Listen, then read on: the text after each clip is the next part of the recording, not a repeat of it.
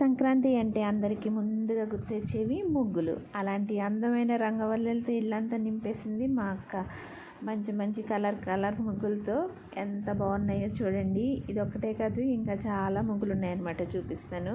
ఈ మధ్య రీసెంట్గా అరుణాచలం వెళ్ళినప్పుడు అక్కడి నుంచి 50 కేజీల ముగ్గు, ఇంకా కలర్స్ ఒక 10 కేజీలు, అన్ని ముగ్గులు అయితే కలర్స్ తెచ్చుకుందనమాట. మా అక్క క్రిస్మస్కి ముందు మొదలు పెడుతుంది ముగ్గులు వేయడం. ఇంక ఇప్పుడు సంక్రాంతి వెళ్ళేంత వరకు అయితే రకరకాల రంగురంగుల ముగ్గులతో అయితే సూపర్ నింపేస్తుంది అనమాట ఇంటి చుట్టూని.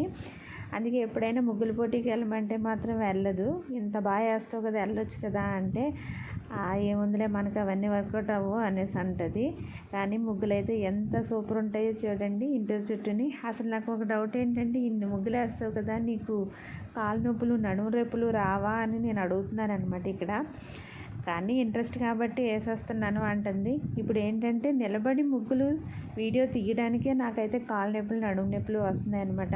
మీలో ఎంతమందికి ముగ్గులు అంటే ఇంట్రెస్టో కామెంట్ చేయండి. మా అక్కకైతే చాలా ఇష్టం అనమాట ముగ్గులు వేయడం. మా ఫ్యామిలీ అంతా అయితే మేము వైజాగ్ నుంచి అయితే యానం అయితే వచ్చాం అనమాట, మా చిన్నక్క వాళ్ళ ఇంటికి సంక్రాంతి సెలబ్రేషన్ కోసం.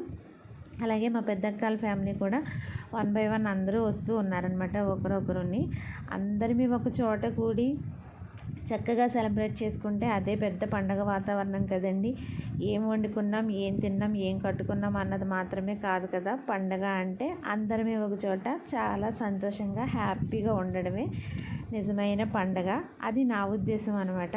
మీరేమంటారో కామెంట్ చేయండి. మీరందరూ కూడా సంక్రాంతి ఈ సెలవుల్ని తర్వాత ఫెస్టివల్ని కూడా మంచిగా ఎంజాయ్ చేయాలని, అందరూ సంతోషంగా ఉండాలని అయితే కోరుకుంటున్నాను అనమాట.